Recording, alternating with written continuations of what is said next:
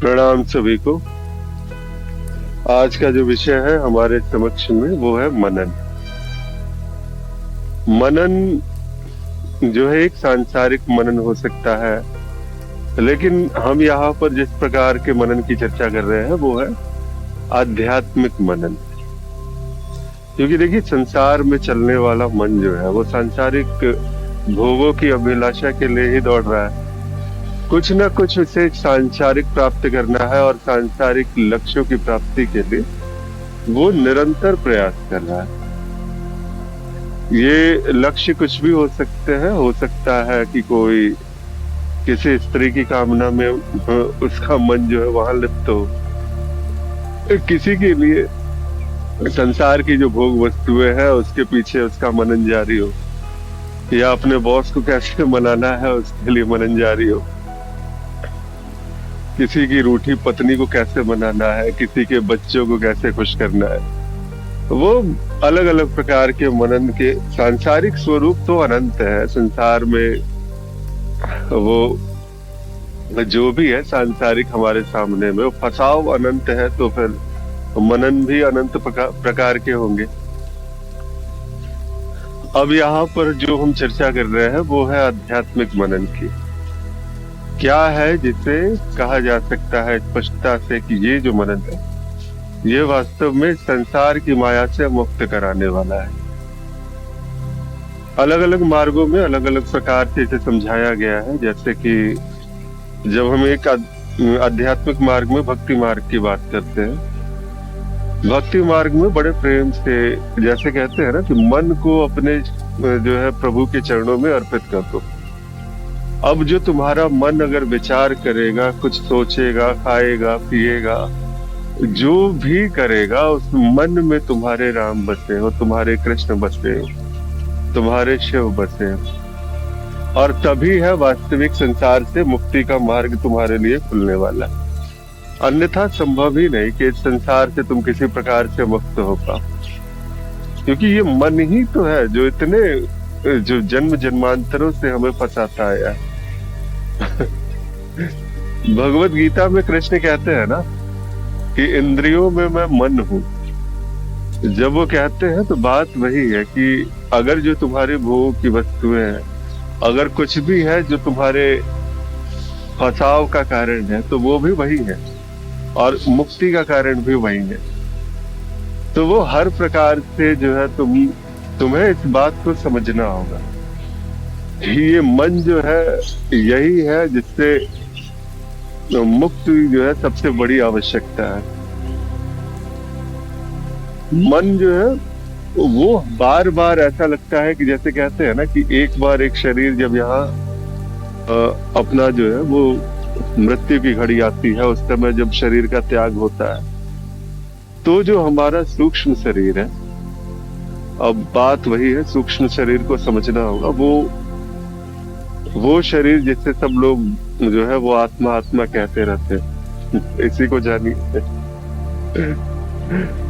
अभी के लिए बेसिक अंडरस्टैंडिंग के लिए इस पे एक अलग से जो है एक इस पर स्पष्टीकरण दिया जाएगा जो शरीरों की बात है वहां पे। वैसे अभी के लिए बस इसको इतना जानिए कि जो आत्मा कहते हैं कि जो मृत्यु के बाद शरीर जो है छोड़कर चली जाती है, इतना तो सभी लोग जानते हैं कि आप शरीर नहीं हो। नहीं तो आप ये क्यों कहते हैं कि कोई है जो वास्तव में दूर आसमान में बैठा हमें देख रहा है, कोई है जो अपने शरीर के जाने के बाद भी मेरे आसपास मंडराता रहता है। तो उसे जो है आप कह सकते हैं कि वो आत्मा जो है जो जन्म जन्मांतरों की यात्राएं करती है, इन यात्राओं में उसके साथ जो यात्री एक और रहता है साथ में, वो उसका मन रहता है। हम निर्वाण धाम में ज्यादातर इसको ये कहते हैं कि आपके संस्कार जो है वो यात्रा कर रहे होते हैं। संस्कार आपके मतलब कहते हैं ना कि जैसे एक जख्म हो गया, कभी एक जीवन में कोई जख्म हुआ, उस जख्म के निशान रह गए, तो वो निशान जो है वो मिटते नहीं है, वो संस्कार बन के आपके साथ में बने रहते हैं। मनन कुछ हद तक जो है वो जो जब आप करते हैं, एक आध्यात्मिक मनन जब आप कर रहे होते हैं, तो ये वही संस्कार आप पर आरोपित कर रहे होते हैं। और वो संस्कार बार बार आप पर इस प्रकार से छपते जाते हैं, चलते जाते हैं कि अगले जन्म में भी अगर आपने पूरे जीवन में इस बार कृष्ण कृष्ण जपा है, तो अगले जन्म की जो पहली जो गूंज अगर कहीं से अगर आपने सुन लिया कि कृष्ण जो है, किसी भी प्रकार से वो कृष्ण नाम आपके कानों तक पड़ा, वो संस्कार फिर से जागृत होंगे। वो जो संस्कार, वो जो घाव के निशान थे कभी, वो याद दिलाएंगे और कृष्ण आपको अपने पास बुलाएंगे। कुछ हद तक ऐसा ही इसको समझ सकते हैं। तो इसीलिए हम संस्कार बनाने का प्रयास करते हैं। और मनन जो है वो इसमें सबसे ज्यादा, मन में लगातार चलने वाला विचार, इसको आप मनन कह सकते हैं कि लगातार आप चलाते हैं एक विचार को। कभी इसमें बुद्धि का प्रयोग होता है, तर्क लगा रहे होते हैं ज्ञान मार्गी ज्यादातर, तो तर्कों और अपने स्वयं के अनुभव और तर्क जो है, इसको लगा करके जो आध्यात्मिक मनन है वो कर रहे होते हैं। लेकिन जो बाकी है जितने भी अन्य मार्ग में, उसकी अलग अलग प्रकार से व्याख्या दी गई है। अब इसमें सीरीज से लेते हैं। सबसे पहले जैसे भक्ति मार्ग की बात हो रही थी, जहां पर आपको राम राम कृष्ण कृष्ण हरि हरि इस प्रकार से नाम जप के लिए आपको प्रेरित किया गया। आपने वो नाम जप किया और बड़े जो है उच्च स्वरों में किया। पहले कहते हैं ना कि 3 प्रकार के हैं, जब भी 3 प्रकार के होते हैं, वाचिक, उपांशु और मानसिक। वाचिक यानी बोल बोल के जोर जोर से जो मनन, मतलब जो शब्द बार बार दोहराए जाते हैं। दूसरा जो है उपांशु, जिसमें बस होठ हिल रहे होते हैं, लेकिन स्वर जो है आपको सुनाई नहीं देते किसी प्रकार के। बस ऐसा लगता है होठ हिल रहे हैं, थोड़ा कुछ कुछ फुसफुसा रहा है, वो फुसफुसाहट की आवाज आती है, वो शब्द नहीं सुनाई देते ज्यादातर। तीसरा जो होता है वो है मानसिक। मानसिक यानी कि मन के भीतर वो राम बस गए, लगातार अनवरत निरंतर जारी है चीज। और ये मानसिक जो मनन है, ये बड़ा ही सबसे उच्च कोटि का, जो मतलब मानसिक नाम जप, ये सबसे उच्च कोटि का माना जाता है। इसी में अलग अलग प्रकार से फिर जो है कि कैसे आप लिख करके देखो। पहले मन में ही राम राम अगर जप रहे हो तो राम को लिखने की आदत डाल लो, मतलब कुछ ऐसा कि राम जो है वो अब छूटे नहीं आपसे। और जब इस प्रकार का आपका मनन हो रहा होता, इस प्रकार से आप मन में राम राम की जो छवियों के साथ में इस प्रकार से जब आप जप रहे होते, तो वो एक गहरे संस्कार आपके भीतर व्याप्त कर रहे हैं, लिख रहे हैं वो संस्कार। और वही संस्कार जो आपको जन्म जन्मांतर की यात्राओं से वो परे ले जाकर के एक निश्चित आध्यात्मिक मार्ग तक ले जाकर के वहां से आपको जीवन चक्र, मरण के जो चक्र से वहां से मुक्त कर सकते हैं।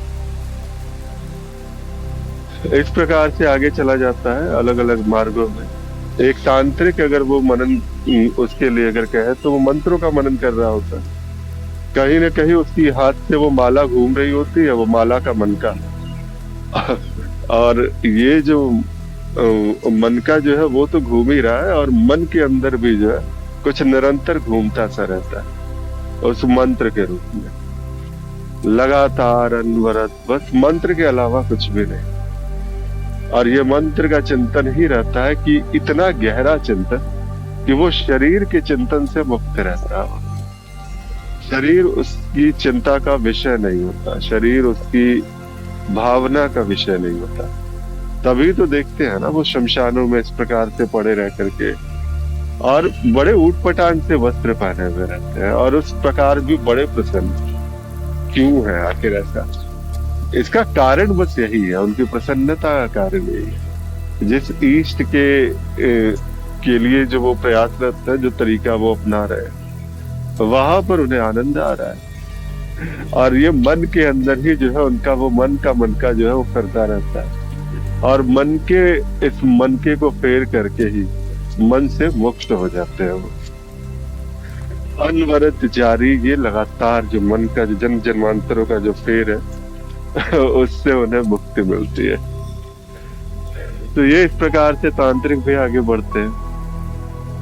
इसके बाद योग मार्गी को आप कहोगे कि वो कैसा मनन कर रहे होते हैं, वो तो सारा का सारा वो अनन्य ध्यान की जो विद्या है, शांभवी मुद्रा जिसे कहा जाता है, कि बिल्कुल जो तीसरे नेत्र पर केंद्रित करके, वो तो एक क्षण के लिए भी श्वासों पे ध्यान देने के लिए योग मार्ग में कहा जाता है। वो क्या कर रहे होते हैं, उनके भीतर जो है ना, जो मनन जो चल रहा होता है, जितने भी मनन, उसको एकाग्र करके बस एक अनुभव पे केंद्रित कर देना। कोई भी शरीर का अनुभव हो सकता है, हृदय की गति हो सकती है, श्वासों का अनुभव हो सकता है, जैसा उसके गुरु बताते हैं। वो अपने मन को बिल्कुल इस प्रकार से साध लो कि अब तुम्हारे पास में वो एक ही अनुभव है और उसी पे सारा का सारा ध्यान केंद्रित। तो मनन वहां भी चल रहा होता है, वहां भी उस प्रकार से देखा जाता है। ये भी एक बहुत अच्छी विधि है। शरीर के जो कहते हैं ना कि धीरे धीरे आप आध्यात्मिकता में और गहरे उतरते हैं। जब ध्यान की विधियां अपनाई जाती है, जब क्रिया योग आदि सब किया जाता है, तो काफी तेजी से जो है मनुष्य का जो है एक विकास क्रम है, वो काफी तेजी से आगे बढ़ता है। अब इसके बाद जो है इसकी जो अंतिम में जो मार्ग है हमारे सामने, वो है ज्ञान मार्ग। यहाँ तो सारा मनन का ही खेल है। कहते हैं ना, ज्ञान मार्ग में 3 चरण बताए गए हैं। एक है श्रवण, मनन, निधिध्यासन। सुन लो, फिर उसके बाद मनन कर लो, और तीसरी बात स्थित हो जाओ अपने स्वरूप में। सुनना क्या है, जो गुरुदेव ने कहा आपसे, तुम मन नहीं हो। जैसे कि उपनिषदों में आया है ना, तत्त्वमसि, तुम वही हो। सीधी सी बात है। शुद्ध केतु तुम वही हो, श्वेत केतु तुम वही हो, वही हो, वही हो। बार बार अपने पुत्र श्वेत केतु को वो बताते हैं कि तुम वही हो। 9 बार कहा उन्होंने। क्या इससे वो हो गए वास्तव में? लेकिन नहीं, ये एक सूचना उन तक पहुंची कि तुम वही हो। और जब श्वेत केतु ने जब इस पर मनन किया, जब इस पर गहरे उतरे, अपने अनुभव और तर्क का लगा करके जब इस पर जब यहाँ पर विश्लेषण किया है उन्होंने, तब बिल्कुल अपने स्वरूप तक वो पहुंच पाए। तो ये चीज है, इसमें भी मनन काफी गहरी होती है। बुद्धि आपकी तीक्ष्ण होनी चाहिए, और मान्यताओं से आप मुक्त होने चाहिए, तभी शायद जो है इस प्रकार का मनन, इस प्रकार की गहराई आ सकती है।